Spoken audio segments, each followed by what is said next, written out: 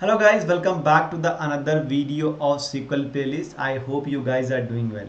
तो हमने last video में देखा कि डेटाबेस को कैसे हम क्रिएट करते हैं, टेबल कैसे क्रिएट करेंगे, डेटा को इंसर्ट कैसे किया जाता है, देन हम normal basic queries select star from table कैसे लिखते हैं, मतलब डेटा को फेच करने के लिए। अगर हमें कोई मॉडिफिकेशन करना हो डेटा में टेबल में तो वो कैसे करते हैं, डेटा को डिलीट कैसे करते हैं, ये सारी चीज़ों के बारे में हमने देखा। और आज हम बात करेंगे, लेट्स से अगर आपका डेटा एक्सेल में है और आपको उसको डेटाबेस में लोड करनी है तो वो आप कैसे करोगे, और अलग अलग डेटा टाइप के बारे में समझेंगे। इंट के बारे में, फ्लोट के बारे में, डेट टाइम के बारे में, अलग अलग चीज़ों के बारे में बात करेंगे। तो चलिए अपना स्क्रीन शेयर करता हूँ। तो ये हमारा लास्ट वीडियो का क्वेरी है जिसे हमने एग्जीक्यूट किया था। तो सबसे पहले न्यू क्वेरी एडिटर ले लेते हैं। इस पर क्लिक करने से हमें new query sequel query editor मिल जाएगा। ठीक है, तो हम क्या करने वाले हैं, सबसे पहले एक डेटाबेस क्रिएट करेंगे। तो यहाँ पे करने के लिए क्या लिखना पड़ेगा हमें, क्रिएट डेटा बेस, और डेटा बेस का नाम रखना है सेल्स। ठीक है, सिंपल है बिल्कुल। Control and enter. अब देखो डेटाबेस क्रिएट हो गया। इसको रिफ्रेश करोगे तो आपको सेल्स डेटाबेस मिल गया, राइट। यहाँ पे तो इस पर डबल क्लिक करेंगे और इसको सेलेक्ट कर लेंगे। ठीक है, अब हमारा जो डेटा है मैं आपको दिखाता हूँ, वो एक्सेल में है, एक्चुअली CSV फॉर्मेट में है। तो जब भी आप लेट्स से डेटा को आपके फाइल से, एक्सेल फाइल से डेटाबेस में डंप करोगे तो मेक श्योर कि आपका डेटा CSV फॉर्मेट हो। अगर एक्सेल फॉर्मेट में होगा थोड़ा एरर आएगा, इसलिए CSV फॉर्मेट में होगा तो वो ईजिली हो जाएगा। जब भी हम डेटाबेस में डेटा को इंपोर्ट करते हैं तो ये मेक श्योर करना है कि हमारा फाइल CSV में ही हो। एक्सेल में रहने से नहीं होगा, ये एरर आएगा। ठीक है, तो मैं इसको पहले ओपन करता हूँ। ये कैसा डेटा है, ये एक्चुअली सेल्स डेटा है। और इसमें आप अगर देखोगे तो अलग अलग टाइप के डेटा टाइप है। इसमें सबसे पहले हम देखते हैं रो कितने हैं। इसमें 518 रो है, मतलब 518 डेटा सेट है इसमें। ठीक है, पहला ऑर्डर आईडी है, देन ऑर्डर डेट है। ऑर्डर डेट अब अगर आप देखोगे तो ये है फॉर्म में actually date month and year के। ठीक है, date month and date month और ईयर तो नहीं लग रहा मुझे, हाँ डेट मंथ एंड ईयर नहीं। ये अगर आप इसको देखोगे, ये हमारा एक्सेल जो मैंने ओपन किया है, इसमें सबसे पहला है ऑर्डर आईडी। ऑर्डर आईडी हमारा टेक्स्ट है, एंड हमारा जो ऑर्डर डेट है वो एक्चुअली में मंथ डेट एंड ईयर के फॉर्मेट में है। किस फॉर्मेट में है, मंथ ईयर एंड डेट के फॉर्मेट में। दूसरा हमारा प्रोडक्ट कोड है जो कि अगेन टेक्स्ट है। प्रोडक्ट है जो कि अगेन टेक्स्ट है, और इसमें कुछ नल वैल्यूज़ हैं। अगर आप देखोगे तो यहाँ पे ब्लैंक है, राइट, नीचे भी ब्लैंक है। मैंने इंटेंशनली इसको ब्लैंक रखा है। देन अगर आप कैटेगरी देखोगे, अगेन ये टेक्स्ट है और इसमें ब्लैंक वैल्यूज़ हैं, राइट, यहाँ पे ब्लैंक वैल्यूज़ है। Unit price, unit cost price हमारा अगेन ब्लैंक है। यूनिट सेल्स प्राइस हमारा ब्लैंक है, और ये डेसिमल में है। इवन हमारा यूनिट कॉस्ट प्राइस भी डेसिमल में है। यूनिट जो हमारा क्वांटिटी है वो हमारा बेसिकली इंटीजर में है, राइट, और ये ब्लैंक नहीं है। ये जो है हमारा वैल्यू ब्लैंक नहीं है बिल्कुल भी। सेल्स अमाउंट, सेल्स अमाउंट जो है वो टोटल अमाउंट है बेसिकली। लेट्स से आपका यूनिट कॉस्ट प्राइस किसी प्रोडक्ट का, लेट्स से हम लेते हैं इसका प्रोडक्ट कोड RFT 488। ये RFT 488 का, RFT 488 प्रोडक्ट का टोटल जो क्वांटिटी सोल्ड हुआ है वो 22 हुआ है। ठीक है, और यूनिट सेल प्राइस जो है 64.77 है। मतलब अगर आप इस प्रोडक्ट को, एक प्रोडक्ट को सेल करते हो, कोई कस्टमर अगर एक प्रोडक्ट को बाय करता है, इसको पे करना पड़ेगा 64.77। उसने 22 क्वांटिटी को बाय किया है, तो इसका जो प्राइस हुआ टोटल वो हुआ 1254 रुपीज़ का। ठीक है, डिस्काउंट 0.12% है, अगर ये डेसिमल है। और ये जो 12.54 है वो एक्चुअली में डिस्काउंट के बाद है। ठीक है, तो ये हमारा डिस्काउंट के बाद है। नेक्स्ट देखते हैं सिटी। अगेन सिटी जो है हमारा टेक्स्ट में है, कस्टमर नेम हमारा टेक्स्ट है, जेंडर हमारा टेक्स्ट में है, एज अगर इंटीजर है, स्टेट टेक्स्ट में है, रीजन भी टेक्स्ट में है। तो बेसिकली हमारे पास जो डेटा है वो इंटीजर, डेसिमल एंड टेक्स्ट का है। क्लियर है? अब इस डेटा को हमारे पास डेट भी है बट वो एक्चुअली करेक्ट फॉर्मेट में नहीं है। जब भी आप डेटाबेस में डेट को ऐड करते हो तो उसका जो फॉर्मेट होना चाहिए ईयर, मंथ एंड डेट का होना चाहिए। अगर वो ईयर, मंथ एंड डेट में नहीं है तो उसको एज ए डेट फॉर्मेट आप इंपोर्ट नहीं कर सकते। ठीक है? तो इस केस में आपको उस डेट कॉलम को, उस डेट डेटा को भी as a string, as a variable ही आपको इंपोर्ट करना पड़ेगा। ठीक है? तो चलिए इस डेटा को इंपोर्ट करते हैं। सबसे पहले इसको क्लोज कर देता हूँ।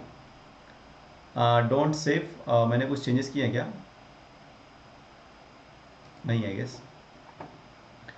अब मैं वापस यहाँ आता हूँ। तो मैंने ये सेल्स डेटाबेस बनाया है। इस पर राइट क्लिक करेंगे और इस पर ऑप्शन है टेबल डेटा इंपोर्ट विजार्ड। आपको दिख रहा होगा टेबल डेटा इंपोर्ट विजार्ड। ठीक है? इस पर क्लिक करेंगे एंड देन हमारा ये फाइल ओपन होगा टेबल डेटा इंपोर्ट का, जहाँ पे हमें फाइल पाथ चूज करना है। तो यहाँ पे आप क्लिक किया तो आप डायरेक्टली फाइल का डेट पाथ कॉपी पेस्ट कर दो यहाँ पे, या आप यहाँ से ब्राउज करके उसको सेलेक्ट कर लो। ठीक है? तो ये हमारा जहाँ पे डेटा था मैंने वहाँ पे नेविगेट किया और इस डेटा फाइल को मैंने सेलेक्ट कर लिया। क्लिक ओपन, ये डेटा फाइल हमारा सेलेक्ट हो गया। Then click on next. अब यहाँ पे create new table sales dot sales, मतलब कि हमारा जो डेटाबेस का नाम है वो सेल्स है, उसी में ये सेल्स टेबल भी क्रिएट हो रहा है। इसको हम सेल कर देते हैं, ये सेल्स रहने तो कोई बात नहीं, लेकिन कन्फ्यूजन हो जाएगा अगर हम से दोनों डेटाबेस और टेबल दोनों का नाम सेम रखते हैं तो वो प्रॉब्लम हो जाएगा। प्रॉब्लम कुछ नहीं होगा बट एक्चुअली कन्फ्यूजन होगा लोगों के लिए, तो इसको हम सेल कर देते हैं। ठीक है? और लेट्स से रिटेल सेल कर दिया मैंने। ठीक है? सेल्स, रिटेल सेल्स, ये सही है। सेल्स के अंदर रिटेल सेल्स का मेरा टेबल है। और मैंने यहाँ पे ये भी चेक कर दिया ड्रॉप टेबल इफ एग्जिस्ट। अगर ये टेबल रिटेल अंडरस्कोर सेल्स नाम का कोई भी टेबल डेटाबेस में होगा तो पहले उसको ड्रॉप कर देगा। ठीक है? Then click on next. जैसे ही आप नेक्स्ट पे क्लिक करते हो तो आपका एनकोडिंग जो है UTF_8 लेता है बाय डिफॉल्ट। ये बाय द वे एनकोडिंग के लिए यूज किया जाता है। जब भी आप कोई डेटा को इंपोर्ट करते हो या रीड करते हो भी तो वो एनकोडिंग बैकएंड में यूज होता है। बट यहाँ पे क्या हम डेटा को इंपोर्ट कर रहे हैं तो यहाँ पे हमें वो चूज करना पड़ेगा। तो हमने by default UTF_8 he choose किया है। ठीक है ना? अब क्या हमारा ये सोर्स कॉलम है जो हमारे डेटा में था और ये है फील्ड टाइप। जब भी हमने लास्ट वीडियो में भी देखा, जब भी हम कोई टेबल क्रिएट करते हैं कॉलम नेम के साथ साथ हमें डेटा टाइप भी उसमें डिफाइन करना होता है। सिमिलरली यहाँ पे जब आप डेटा को इंपोर्ट करोगे एक्सेल से और CSV से तो आपको यहाँ पे कॉलम नेम तो आ ही जाएगा, साथ में आपको डेटा टाइप भी आपको चूज करना पड़ेगा और ये ऑटो डिटेक्ट हो जाता है, आपको चूज करने की जरूरत नहीं पड़ेगी। फिर एक बार क्रॉस वैलिडेट कर लेते हैं। ऑर्डर ID टेक्स्ट है, ऑर्डर डेट टेक्स्ट रहेगा क्योंकि ये उस फॉर्मेट में नहीं है, वाई, मंथ एंड ईयर के फॉर्मेट में नहीं है। ये है I think month date year के फॉर्मेट में, मंथ डेट ईयर है, इसलिए ये इस फॉर्मेट में होने की वजह से हम इसको एज अ डेट कंसिडर नहीं कर सकते, नहीं तो ये एरर दे देगा। ठीक है? नेक्स्ट, अगर आप ट्राई करना चाहते हो तो आप ट्राई कर लेना। Next, product code again text, product text, category हमारा टेक्स्ट है, यूनिट कॉस्ट प्राइस हमारा डबल है क्योंकि ये हमारा क्या है, डेसिमल वैल्यूज है। Decimal, double, float and decimal. Decimal, double, float, ये तीनों जो है हमें डेसिमल वैल्यूज को स्टोर करने के लिए यूज करते हैं डेटा टाइप। बट अब यहाँ पे अगर देखोगे तो यहाँ पे आपको डबल ही मिलेगा, एक्चुअली फ्लोट और डेसिमल नहीं है बाय डिफॉल्ट, तो इसलिए हम यहाँ पे डबल ही चूज करते हैं। लेटर ऑन अगर आपको चेंज करना है तो पॉसिबल आप कर सकते हो मॉडिफाई करके, right? Alter table name modify और वहाँ से हो जाएगा। Again unit sales price price, actually ये सेल्स प्राइस नहीं, सेल्स प्राइस होना चाहिए, कोई नहीं, हम मॉडिफाई कर लेंगे टेबल का नाम। ठीक है? कॉलम का नाम डबल। यूनिट इंटीजर, क्यों? यूनिट हमारा जो है ये इंटीजर है, इसमें डेसिमल नहीं है। अगेन सेल्स अमाउंट हमारा डबल चूज किया मैंने क्योंकि अगर लेट्स से यूनिट सेल्स को हमारा डबल था, उसको अगर यूनिट से मल्टीप्लाई करोगे तो डबल ही आएगा, मतलब डेसिमल वैल्यूज को अगर आप यूनिट इंटीजर से मल्टीप्लाई करते हो तो चांसेस होते हैं कि ज़्यादा हमें डेसिमल ही मिलते हैं, सम टाइम ही हमें इंटीजर मिलता है। ठीक है, then discount percentage again double होगा क्योंकि ये 0.12 है तो ये डेसिमल है। कॉस्ट नेक्स्ट है सिटी, सिटी हमारा टेक्स्ट होगा, means varchar. Customer name again हमारा टेक्स्ट होगा, जेंडर हमारा टेक्स्ट होगा, राइट। एज हमारा इंटीजर होगा अगेन बिकॉज होल नंबर है ये। एंड स्टेट हमारा अगेन वेयर केयर टेक्स्ट होगा, रीजन हमारा टेक्स्ट होगा। ठीक है, तो ये हमारा सही है। डेसिमल सेपरेटर, डेसिमल सेपरेटर ये ऑटो ले लिया है, हमें कुछ नहीं करना है इसको। Then click on next, okay, then click on next.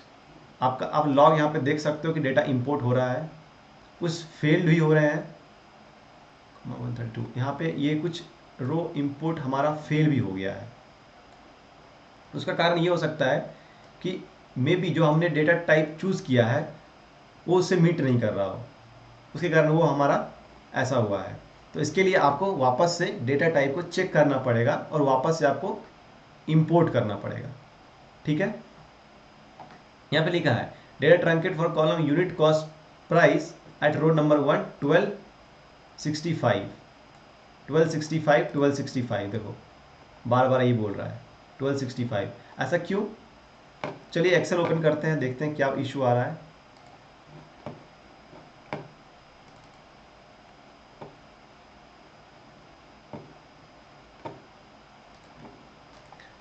Error क्या है हमारा? एरर है हमारा data truncate for column unit cost price at row number 1 1265 1265 1265 1265 कहाँ पे है? Unit cost price, right, unit cost price.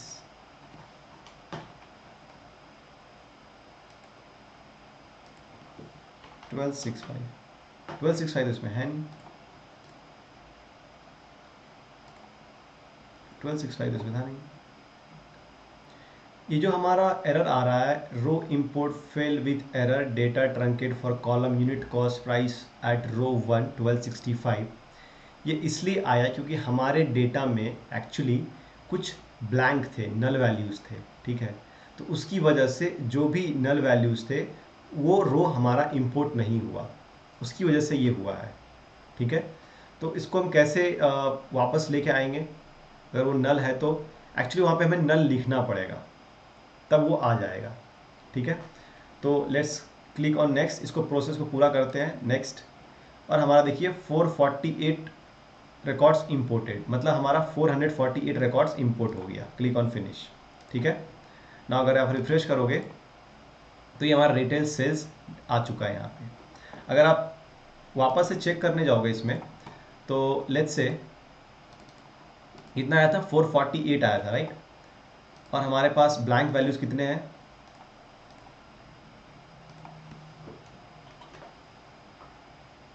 69, right, 69 हमारे ब्लैंक वैल्यूज हैं, इक्वल टू 69 प्लस 448 517 रो को लेके हमारा हो जाएगा 518 का। ठीक है, अगर आप क्लिक करते हो तो हमारे पास 518 है रो को लेके, एक्चुअली में डेटा हमारा 517 है। अगर आप चेक करते हो तो देखो 517 है, तो जो भी वैल्यूज़ नल थे वो, जो ब्लैंक थे, नल नहीं, जो ब्लैंक थे वो इंपोर्ट नहीं हुआ। ठीक है, तो इसको हम कैसे करेंगे? अगर लेट्स से हमारा कुछ ही कॉलम में वो वैल्यूज़ नल था, बाकी तो और भी अदर प्लेस पे, अदर कॉलम में डेटा है, राइट, तो इस प्लेस में हमें यहाँ पे नल लिखना पड़ेगा। अगर आप यहाँ पे नल लिख के इंपोर्ट करोगे तो वो सही हो जाएगा। ठीक है, चलिए ट्राई करते हैं करने की। वापस से क्या करेंगे, इसको इसको हम जहाँ पे भी नल है, ब्लैंक है एक्चुअली, वहाँ पे नल लिख देंगे। ओके, केस नंबर 2 दोबारा से हम इंपोर्ट कर रहे हैं। ठीक है, वो हमारा एक डेटा इंपोर्ट हुआ जिसमें कि हमारा जो ब्लैंक वैल्यू था उसको उसने ड्रॉप कर दिया। अब लेट्स से हम इसको नल में चेंज करते हैं, ये हमारा नल में हमने चेंज कर दिया इसको। ठीक है। नाउ अब भी इशू आएगा। इशू क्या आएगा, यहाँ पे ये कॉस्ट जो है हमारा फ्लो डबल होगा, यहाँ पे हमने नल लिखा है, null is not a float, right, तो एरर दे सकता है ये। ट्राई करते हैं फिर भी। ओके, तो let's say right click, table data import wizard, ठीक है, और इसको हम इधर लेके आते हैं। ऑलरेडी मेरा सेल्स डेटा चूज कर लिया है। नेक्स्ट, इस बार हम यहाँ पे लिखेंगे not sales, retail, just retail, ठीक है, रिटेल, रिटेल सेल्स नहीं। Create new table sales dot retail में, ठीक है। नेक्स्ट, बाकी सब सही है, यहाँ पे डेटा टाइप ऑलरेडी चूज कर लिया गया है, तो हमें कुछ नहीं करना है। नेक्स्ट, नेक्स्ट, डेटा इंपोर्ट हो रहा है और डेटा इंपोर्ट हो गया। 517 रिकॉर्ड इंपोर्ट हो गया, हमारा 517 रिकॉर्ड ही था। तो जो लास्ट टाइम में नहीं हो पाया था वो बस ब्लैंक था, इसलिए ब्लैंक की जगह पे जो हमने नल लिख दिया तो डेटा हमारा इंपोर्ट हो गया। करेक्ट। Now click finish. चलिए रिफ्रेश करते हैं और देखिए retail sales and retail, retail sales में आपका 449 या 48 डेट रिकॉर्ड्स होंगे, इसमें 517 रिकॉर्ड्स हैं, राइट। तो चलिए चेक करते हैं फटाफट।